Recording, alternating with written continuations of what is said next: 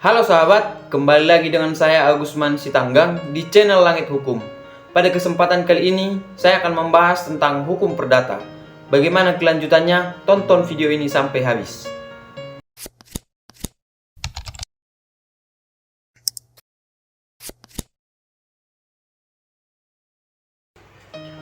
Hukum perdata dalam pengertian luas dapat diartikan sebagai aturan-aturan yang mengatur tentang hubungan hukum antara individu dalam bermasyarakat, termasuk norma yang mencakup tentang orang, warisan, ataupun perikatan.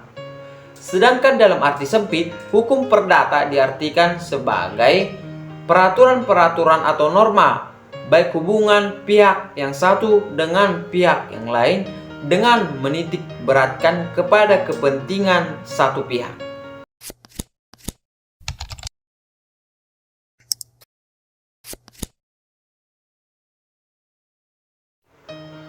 Hukum perdata material adalah hukum atau bagian hukum yang mengatur tentang hak dan kewajiban individu dalam bermasyarakat. Hukum ini mencakup tentang kontrak, kepemilikan, warisan, dan lain-lain. Salah satu contoh hukum perdata material adalah KUH Perdata atau yang disingkat dengan Kitab Undang-Undang Hukum Perdata. Sedangkan hukum acara formil yaitu tentang bagaimana prosedur ataupun cara yang dapat kita lakukan untuk menegakkan hukum perdata tersebut, atau bagaimana cara kita untuk mengatur tata cara dalam persidangan. Nah, contoh dari hukum perdata formil ini adalah KUHAPER atau yang disingkat dengan Kitab Undang-Undang Hukum Acara Perdata.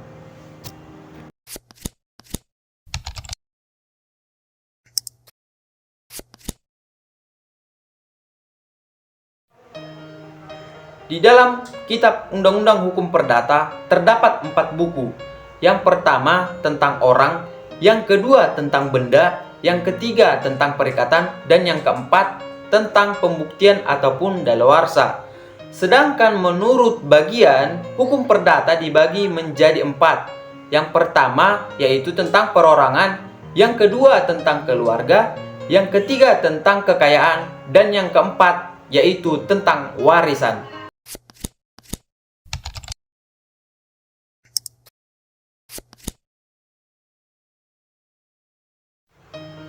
Subjek hukum perdata.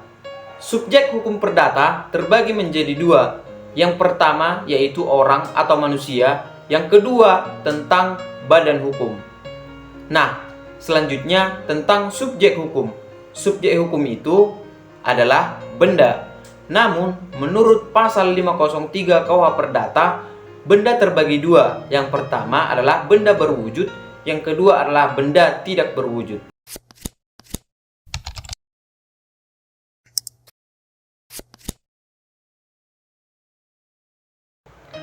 Apa itu wan prestasi? Wan prestasi dapat diartikan sebagai suatu kondisi di mana si debitur tidak melakukan kewajibannya atau lalai dalam melakukan kewajibannya sebagaimana yang sudah diatur dalam perjanjian ataupun perikatan yang sudah dibuatnya.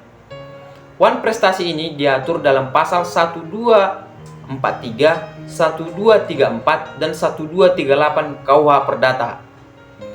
Saya akan memberi contoh tentang wan prestasi ini. Salah satu contohnya adalah ketika si A tidak membayar hutangnya kepada si B sesuai dengan perjanjian yang sudah diatur mereka sebelumnya, maka itu dapat dikatakan sebagai wan prestasi.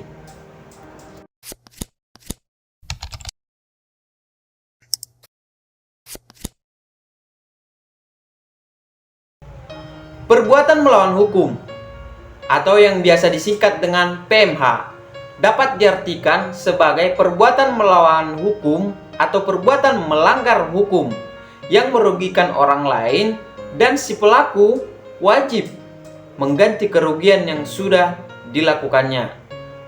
Perbuatan melawan hukum diatur dalam pasal 1365 KUH Perdata. Nah, ada beberapa unsur yang harus dipenuhi untuk menyatakan bahwa perilaku yang dilakukan si pelaku adalah perbuatan melawan hukum. Yang pertama adalah melanggar hukum. Yang kedua, adanya kesalahan. Yang ketiga adalah ada kerugian material dan non-material akibat perilaku tersebut. Maksud saya, apa itu kerugian material? Kerugian material yang saya maksud di sini contohnya seperti kecelakaan yang mengakibatkan mobil rusak ataupun kendaraan lainnya. Sedangkan kerugian non material yang saya maksud di sini adalah akibat dari kecelakaan tersebut munculnya penyakit seperti luka, patah tulang, dan lain-lainnya. Cukup sekian penjelasan yang saya buat. Terima kasih atas perhatian teman-teman. Untuk membangun channel ini, silahkan follow dan komen video yang saya buat untuk informasi hukum selanjutnya. Saya Agusman, pemilik akun channel Langit Hukum, pamit kepada teman-teman. Terima kasih.